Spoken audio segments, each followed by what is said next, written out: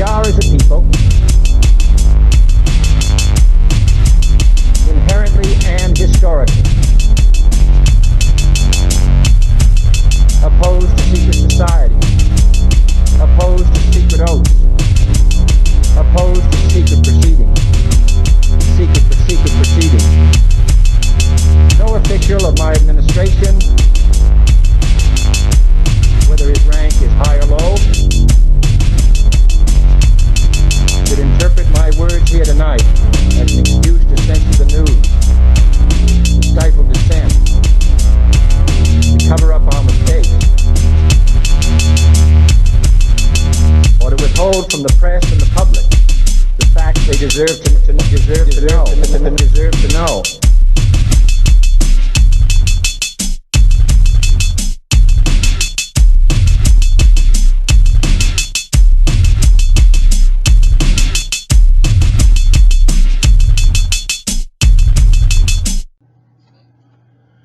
Welcome to Conspiracy Corner Podcast. This is Abe, your host.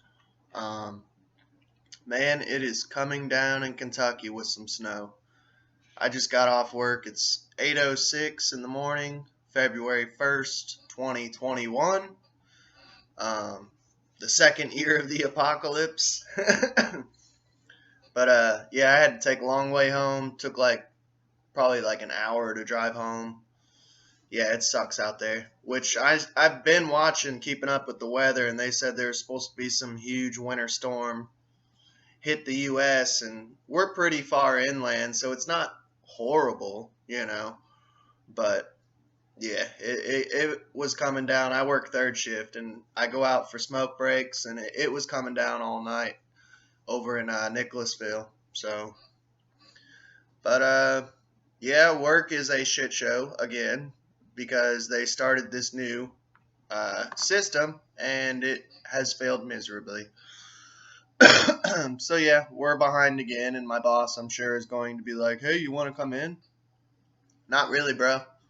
I mean, I probably will one of my days off, but I don't really want to because your system is a shit show. The old system worked fine. If it ain't broke, don't fix it, But today should be my last day of my strike, which means I'm going to upload about 5 or 6 episodes, I believe.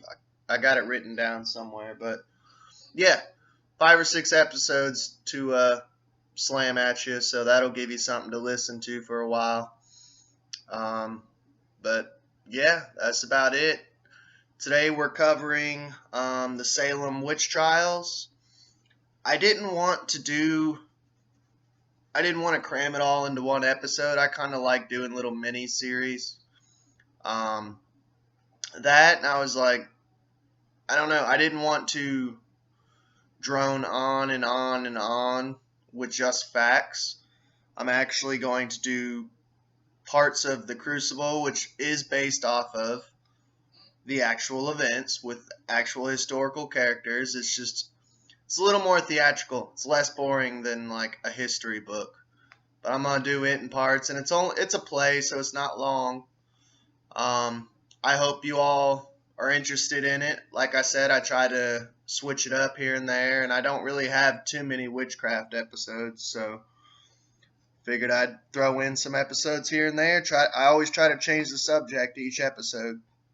So I hope you all enjoy. Act 1, an overture. A small upper bedroom in the home of Reverend Samuel Parris, Salem, Massachusetts, in the spring of the year 1692. There is a narrow window at the left. Through its leaded panes, the morning sunlight streams. A candle still burns near the bed, which is at the right. A chest, a chair, and a small table are the other furnishings. At the back, a door opens. On the landing of the stairway to the ground floor, the room gives off an air of clean spareness. The roof rafters are exposed, and the wood colors are raw and unmellowed. As the curtain rises, Reverend Parris is discovered kneeling beside the bed, evidently in prayer. His daughter, Betty Paris, aged 10, is lying on the bed, inert. At the time of these events, Paris was in the middle of his 40s.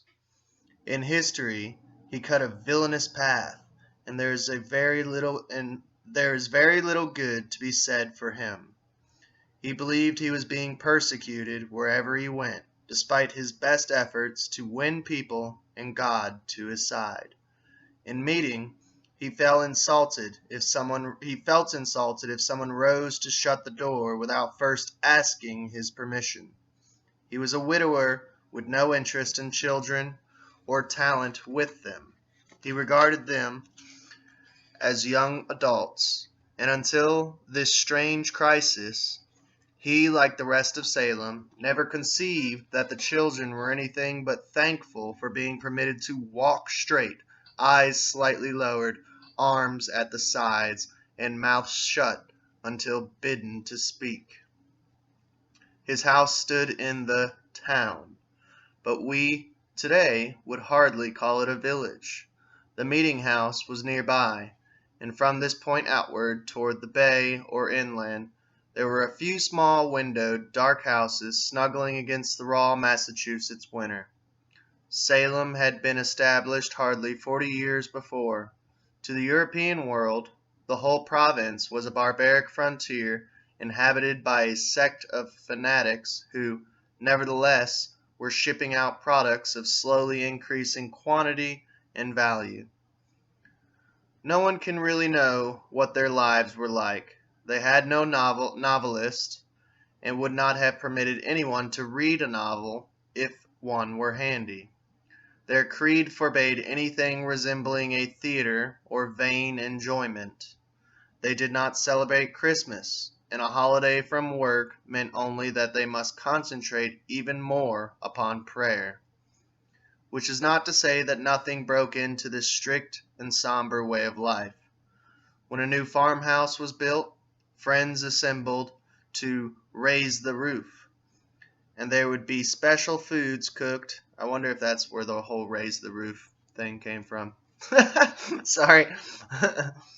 Cooked, and probably some potent cider passed around. There was a good supply of never-do-wells in Salem, who dallied at the shovel board in Bridget Bishop's tavern. Probably more than the creed, hard work kept the morals of the place from spoiling, for the people were forced to fight the land like heroes for every grain of corn, and no man had very much time for fooling around. That there were some jokers, however, is indicated by the practice of appointing a two-man patrol whose duty was to walk forth in the time of God's worship to take notice of such as either lie about the meeting house without attending to the word and ordinances, or that lie at home or in the fields without giving good account thereof, and to take names of such persons. So basically like a police state. Kind of like we are now, people telling on their neighbors if they have too many visitors. And to present them to the magistrates, whereby they may be accordingly proceeded against. This predilection for minding other people's business was time-honored among the people of Salem, and it undoubtedly created many of the suspicions which were to feed the coming madness. It was also, in my opinion, one of the things that a John Proctor would rebel against, for the time of the armed camp had almost passed, and since the country was reasonably, although not wholly, safe, the old disciplines were beginning to rankle. But, as in all such matters, the issue was not clear-cut, for danger was still a possibility, and in unity still lay the best promise of safety. The edge of the wilderness was close by. The American continent stretched endlessly west, and it was full of mystery for them. It stood dark and threatening over their shoulders night and day, for out of it Indian tribes marauded from time to time, and Reverend Paris had parishioners who had lost relatives to these heathen. The parochial snobbery of these people was partly responsible for their failure to convert the Indians. Probably they also preferred to take land from heathens rather than from fellow Christians. At any rate, very few Indians were converted, and the Salem folk believed that the virgin forest was the devil's last preserve, his home base, and the citadel of his final stand. To the best of their knowledge, the American forest was the last place on earth that was not paying homage to God. For these reasons, amongst others, they carried about an air of innate resistance, even of persecution. Their fathers had, of course, been persecuted in England, so now they and their church found it necessary to deny any other sect its freedom, lest their New Jerusalem be defiled and corrupted by wrong ways and deceitful ideas. They believed, in short, that while they held in their steady hands the candle that would light the world, we have inherited this belief, and it has helped and hurt us. It helped them when the discipline it gave them. They were dedicated folk by and large, and they had to be to survive the life they had chosen or being born into this country. Proof of their beliefs' values to them may be taken from the opposite character of the first Jamestown settlement, further south in Virginia. The Englishmen who landed there, motivated mainly by a hunt for profit, they had thought to pick off the wealth of the new country and then return rich to England. They were a band of individualists, and a much more ingratiating group than the Massachusetts men, but Virginia destroyed them. Massachusetts tried to kill off the Puritans, but they combined. They set up a communal society which, in the beginning, was little more than an armed camp with an autocratic and very devoted leadership. It was, however, an autocracy.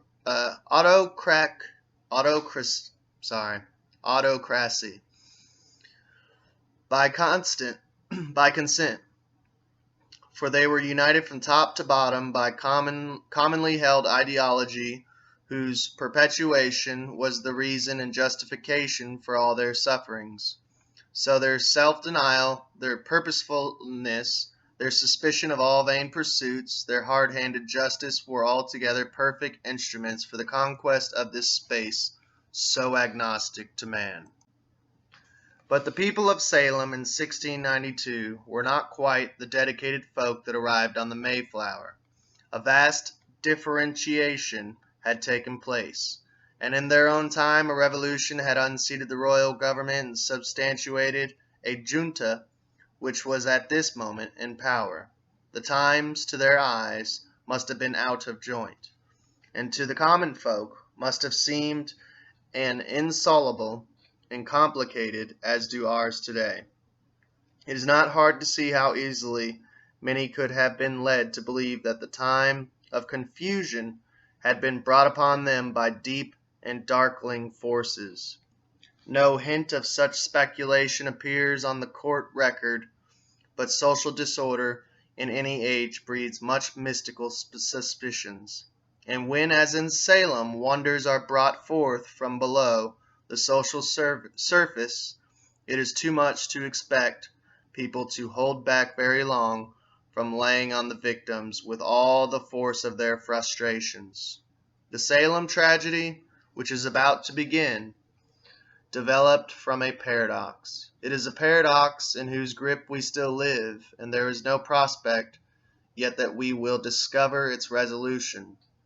Simply it was this: for good purposes, even high purposes, the people of Salem developed a theocracy, a combine of state and religious power whose function was to keep the community together, and to prevent any kind of disunity that might open it to destruction by material or ideological enemies.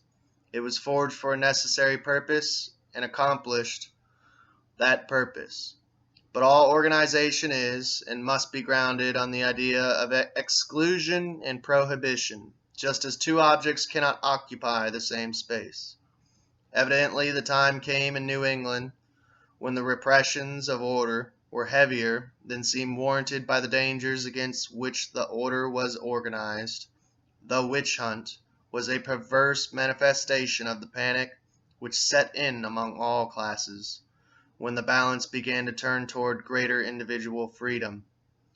When one rises above the individual villainy displayed, one can only pity them all, just as we shall be pitied some day. It is still impossible for a man to organize his social life without repressions, and the balance has yet to be struck between order and freedom. The witch hunt was not, however, a mere repression. It was also, and as importantly, a long overdue opportunity for everyone so inclined to express publicly his guilt and sins. Under the cover of accusations against the victims, it suddenly became possible, and patriotic and holy, for a man to say that Martha Corey had come into his bedroom at night, and that, while his wife was sleeping at his side, Martha laid herself down on his chest and nearly suffocated him. Of course it was her spirit only, but his satisfaction at confessing himself was no lighter than that it had been Martha herself. One could not ordinarily speak such things in public. Long-held hatreds of neighbors could now be openly expressed, and vengeance taken despite the Bible's charitable injunctions. Landlust, which had been expressed before by constant bickering over boundaries and deeds, could now be elevated to the arena of morality. One could cry witch against one's neighbor and feel perfectly justified in the bargain. Old scores could be settled on a plane of heavenly combat between Lucifer and the Lord. Suspicions and the very envy of the miserable towards the happy could and did burst out of general revenge. Now that we have our backdrop, let's get on with the story. Reverend Paris is praying now, and though we cannot hear his words, a sense of his confusion hangs about him. He mumbles, then seems about to weep, then he weeps, then prays again. But his daughter does not stir on the bed. The door opens, and by the way, this is old language, so hey, it's the book's words, not mine. His Negro slave enters the room. Tituba is in her 40s. Paris brought her with him from Barbados. By the way, she has her own book, which is out there. I think it's just called Tituba. It's kind of her story, her perspective, where he spent some years as a merchant before entering the ministry. She enters as one does when she can no longer bear to be barred from the sight of her beloved. But she is also very frightened, because her slave sense has warned her that, as always, trouble in this house eventually lands on her back. Tituba, already taking a step backward. My Betty be hearty soon? Paris, out of here. Tituba, backing to the door. My Betty not going to die? Paris, scrambling to his feet in a fury. Out of my sight. She is gone. Out of my... He is overcome with sobs. He clamps his teeth against them and closes the door and leans against it, exhausted. Oh my God, God help me. Quaking with fear, mumbling to himself through his sobs, he goes to bed and gently takes Betty's hand. Betty, child, dear child, will you wake? Will you open your eyes? Betty, little one. He is bending to kneel again when his niece, Abigail Williams, 17, enters a strikingly beautiful girl, an orphan, with an endless capacity for dissembling. Now she is all worry and apprehension and propriety. Abigail. Uncle. He looks at her. Susanna Walcott's here, from Dr. Griggs. Paris. Oh, let her come, let her come. Abigail, leaning out the door to call for Susanna, who is down the hall a few steps. Come in, Susanna. Susanna Walcott, a young A little younger than Abigail, a nervous, hurried girl enters. Paris eagerly. What does the doctor say, child? Susanna craning around Paris to get a look at Betty. He bid me come to tell you, reverend sir, that he cannot discover no medicine for it in his books. Paris. Then he must search on. Susanna. Aye, sir. He has been searching in his books since he left you, sir. But he did bid me to tell you that you might look to unnatural things for the cause of it.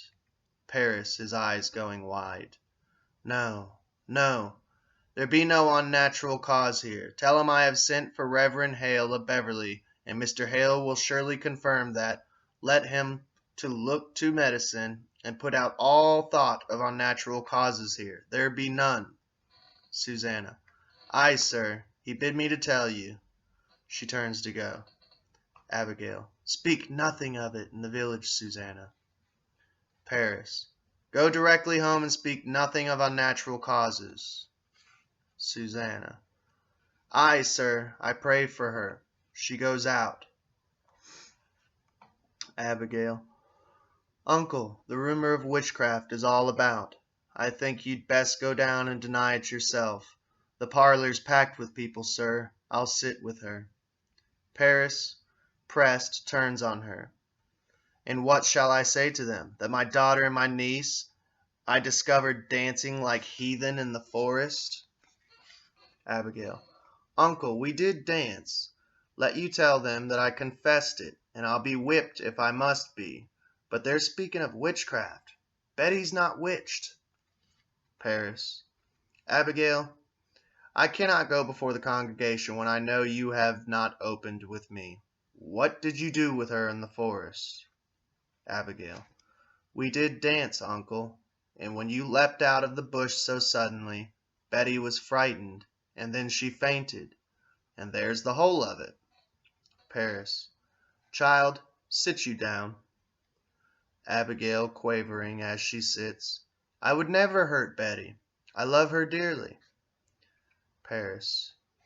Now look you, child, your punishment will come in its time. But if you trafficked with spirits in the forest, I must know it now, for surely my enemies will, and they will ruin me with it. Abigail. But we never conjured spirits. Paris. Then why can she not move herself since midnight? This child is desperate. Abigail lowers her eyes. It must come out. My enemies will bring it out. Let me know what you have done there. Abigail, do you understand that I have many enemies? Abigail. I have heard of it, uncle. Paris. This is a fraction that is sworn to drive me from my pulpit. Do you understand that? Abigail. I think so, sir. Paris. Now then, in the midst of such disruption, my own household is discovered to be the very center of some obscene practice. Abominations are done in the forest. Abigail. It were sport, uncle. Paris, pointing at Betty. You call this sport? She lowers her eyes. He pleads. Abigail. If you know something that may help the doctor, for God's sake tell it to me. She is silent. I saw Tituba waving her arms over the fire when I came on you. Why was she doing that? And I heard a screeching and gibberish coming from her mouth. She was saying something. She was swaying like a dumb beast over that fire. Abigail. She always sings her Barbados songs, and we dance. Paris. I cannot blink what I saw, Abigail, for my enemies will not blink it. I saw a dress laying on the grass. Abigail, innocently. A dress? Paris. It is very hard to say. Aye, a dress, and I thought I saw someone naked running through the trees. Abigail, in terror. No one was naked. You mistake yourself, uncle. Paris, with anger. I saw it. He moves from her, then resolves. Now tell me true, Abigail, and I pray you feel the weight of truth upon you. For now my ministry's at stake, my ministry and perhaps your cousin's life. Whatever abomination you have done, give me all of it now, for I dare not to be taken unaware when I go before them down there. Abigail. There's nothing more, I swear it, uncle. Paris studies her, then nods, half convinced. Abigail, I have fought here 3 long years to bend these stiff-necked people to me, and now, just now, when some good respect is rising for me in the parish, you compromise my very character. I have given you a home, child. I have put clothes upon your back. Now give me upright answer. Your name in the town, it is entirely white, is it not? Abigail, with an edge of resentment. Why, I'm sure it is, sir. There be no blush about my name. Paris, to the point. Abigail, is there any other cause than you have told me, for you being discharged from Goody Proctor's service? I've heard it said, and I tell you as I heard it, that she comes so rarely to the church this year, for she will not sit so close to something soiled.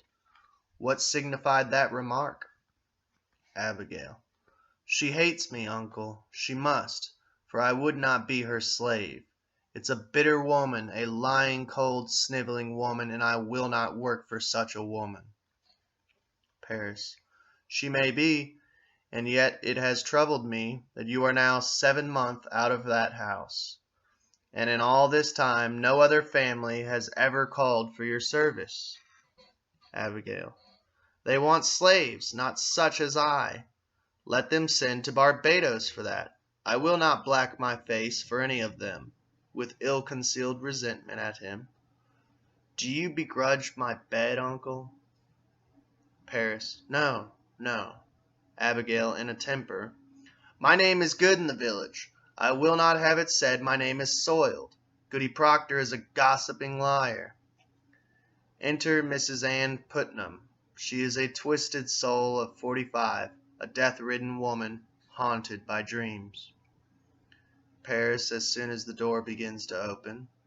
No, no, I cannot have anyone. He sees her, and a certain difference springs into him, although his worry remains. Why, Goody Putnam, come in. Mrs. Putnam, full of breath, shiny-eyed. It is a marvel. It is surely a stroke of hell upon you. Paris. No, Goody Putnam, it is... Mrs. Putnam, glancing at Betty. How high did she fly? How high? Paris. No, no, she never flew. Mrs. Putnam, very pleased with it. Why, it's sure she did. Mr. Collins saw her going over Ingersoll's barn, and come down light as a bird, he says. Paris. Now look you, Goody Putnam. She never. Enter Thomas Putnam, a well-to-do, hard-handed landowner, nearly 50. Oh, good morning, Mr. Putnam. Putnam. It is a Providence thing is out now. It is a Providence. He goes directly to the bed. Paris. What's out, sir? What's... Mr. Putnam goes to the bed. Putnam, looking down at Betty. Why, her eyes is closed. Look you, Anne. Mrs. Putnam. Why, that's strange. To Paris. Ours is open. Paris, shocked. Your Ruth is sick? Mrs. Putnam, with vicious certainty. I'd not call it sick. The devil's touch is heavier than sick. It's death, you know. It's death driven into them, forked and hooved. Paris. Oh, pray not. Why, how does Ruth ail? Mrs. Putnam. She ails as she must. She never walked this morning, but her eyes open, and she walks and hears not, sees not, and cannot eat. Her soul is taken, surely. Paris is struck. Putnam, as though for further details. They say you've sent for Reverend Hale and Beverly. Paris, with dwindling conviction now. A precaution only. He has much experience in all demonic arts, and Mrs. Putnam. He has indeed, and found a witch in Beverly last year, and let you remember that. By the way, Hale actually does have good intent. He's just got caught up in the whole game. Paris. Now, Goody Ann, they only thought that they were a witch, and I am certain there be no element of witchcraft here. Putnam. No witchcraft. Now look you, Mr. Paris. Paris. Thomas, I pray you, leap not to witchcraft. I know you least of all, Thomas, would ever wish so disastrous a charge laid upon me. We cannot leap to witchcraft. They will howl me out of Salem for such corruption in my house.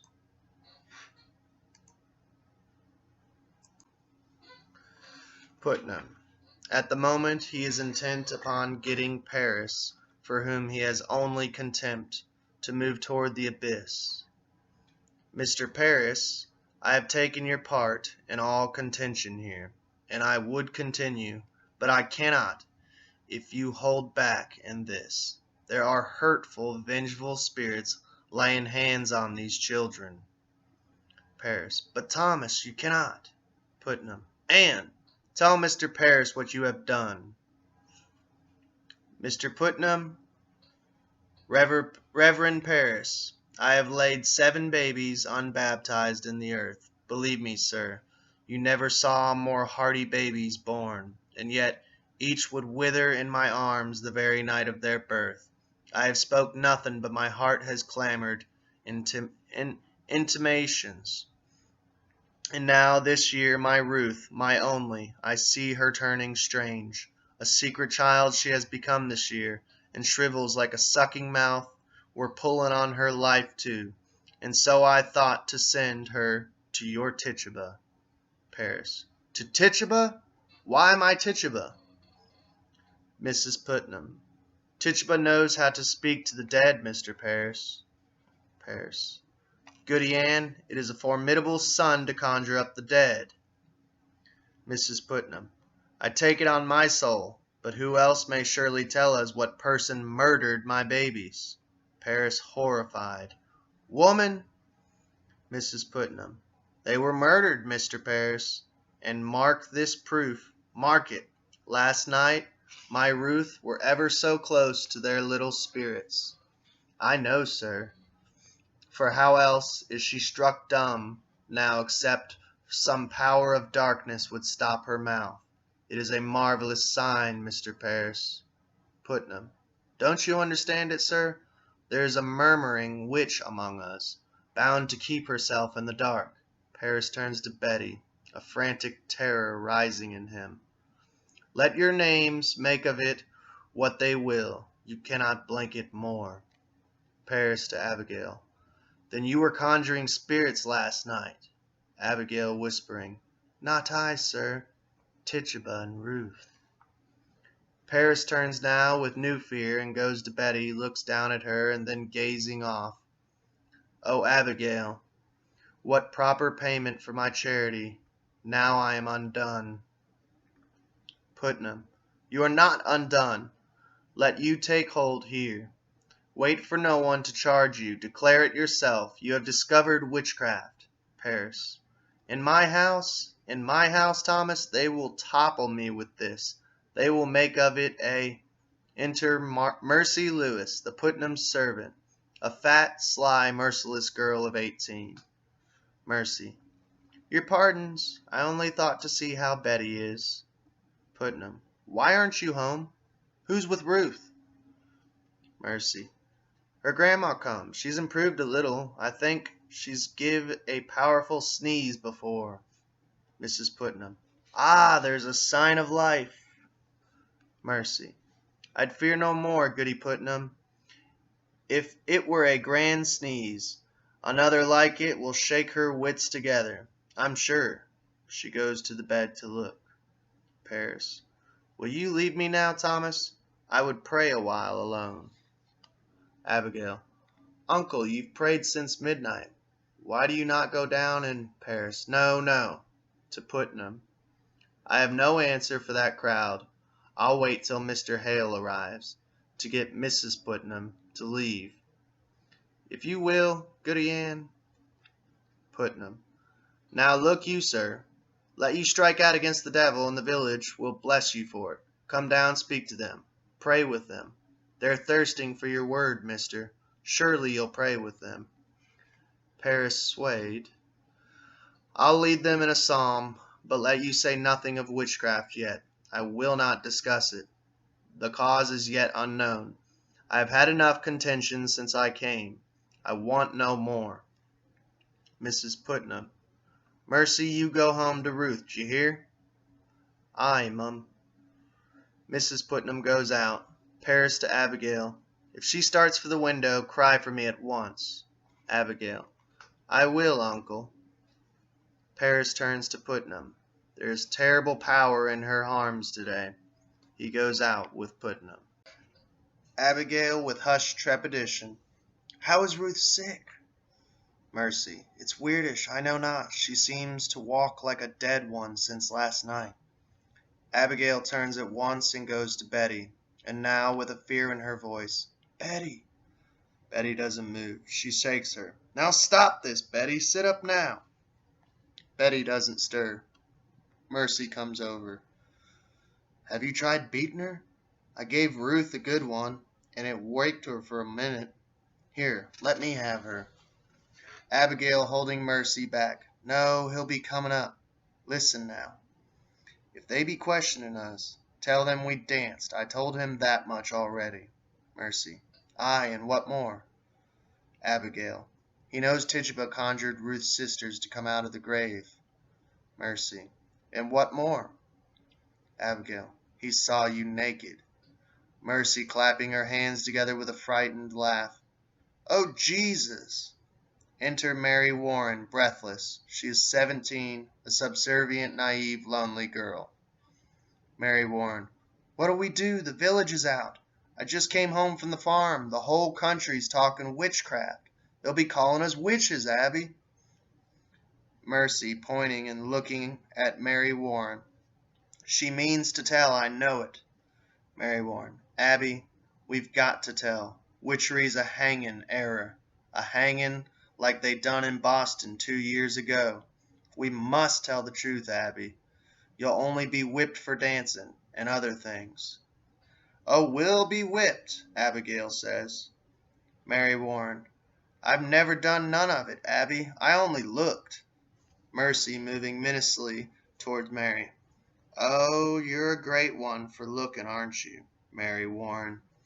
What a grand peeping courage you have. Betty on the bed whimpers. Abigail turns to her at once. Abigail. Betty? She goes to Betty. Now, Betty, dear, wake up now. It's Abigail. She sits Betty up and furiously shakes her. I'll beat you, Betty. Betty whimpers. My, you seem improving. I talked to your papa and I told him everything, so there's nothing to... Betty darts off the bed, frightened of Abigail, and flattens herself against the wall. I want my mama. Abigail with alarm as she cautiously approaches Betty. What ails you, Betty? Your mama's dead and buried. Betty. I'll fly to mama. Let me fly. She raises her arms as though to fly, and streaks for the window, gets one leg out. Abigail pulling her away from the window. I told him everything. He knows now. He knows everything. Betty. You drank blood, Abby. You didn't tell him that. Abigail. Betty, you never say that again. You never. Betty. You did. You did. You drank a charm to kill John Proctor's wife. And you drank a charm to kill Goody Proctor. Abigail smashes her across the face. Shut it. Now shut it. Betty collapsing on the bed. Mama, mama. She dissolves into sobs. Abigail. Now look you, all of you. We danced and Tituba conjured Ruth Putnam's dead sisters. And that is all. And mark this. Let either of you breathe a word or the edge of a word about the other things, and I will come to you in the black of some terrible night, and I will bring a pointy reckoning that will shudder you. and you know I can do it. I saw Indians smash my dear parents' heads on a pillow next to mine, and I have seen some reddish work done at night, and I can make you wish you had never seen the sun go down." She really goes to Betty and roughly sits her up. "Now you, sit up and stop this." But Betty collapses in her hands and lies inert on the bed. Mary Warren, with hysterical fright, "What's got her?" Abigail stares in fright at Betty. "Abby, she's going to die. It's a sin to conjure, and we—" Abigail, starting for Mary. "I say shut it, Mary Warren." Enter John Proctor. On seeing him, Mary Warren leaps in fright. Mary Warren. "Oh, I'm just going home, Mr. Proctor." Proctor. "Be you foolish, Mary Warren? Be you deaf? I forbid you leave the house, did I not? Why, shall I pay you? Am I looking for you more often than my cows?" Mary Warren. "I only come to see the great doings in the world." Proctor. "I'll show you a great doing on your arse one of these days. Now get you home. My wife is waiting, with your work." Trying to retain a shred of dignity, she goes slowly out. Mercy Lewis, both afraid of him and strangely titillated. "I'd best be off. I have my Ruth to watch. Good morning, Mr. Proctor." Mercy sidles out. Since Proctor's entrance, Abigail has stood as though on tiptoe, absorbing his presence. Wide-eyed, he glances at her, then to Betty on the bed. Abigail. "Gad, I almost forgot how strong you are, John Proctor." Proctor, looking at Abigail now, the faintest suggestion of a knowing smile on his face. "What's this mischief here?" Abigail, with a nervous laugh. "Oh, she's only gone silly somehow." Proctor. "The road past my house is a pilgrimage to Salem all morning. Town's mumbling witchcraft." Abigail. "Oh, posh." Winningly she comes a little closer, with a confidential, wicked air. "We were dancing in the woods last night. My uncle leaped in on us. She took fright is all." Proctor, his smile widening. "Ah, you're wicked yet, aren't you?" A trill of expectant laughter escapes her, and she dares come closer, feverishly looking into his eyes. "You'll be clapped in the stocks before you're 20. He takes a step to go, and she springs into his path. Abigail. "Give me a word, John, a soft word." Her concentrated desire destroys his smile. "No, no, Abby, that's done with." Abigail tauntingly. "You come 5 mile to see a silly girl fly? I know you better." Proctor, setting her firmly on his path. "I come to see what mischief your uncle's brewing now," with final emphasis. "Put it out of mine, Abby." Abigail, grasping his hand before he can release her. "John, I am a-waiting for you every night." Proctor. "Abby, I never give you hope to wait for me." Abigail, now beginning to anger, she can't believe it. "I have something better than hope, I think." Proctor. "Abby, you'll put it out of mind. I'll not be coming for you no more." Abigail. "You're surely sporting with me." Proctor.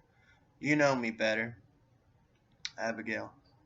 "I know how you clutched my back behind your house and sweated like a stallion when I came near. Or did I dream that? It's she put me out. You cannot pretend it were you.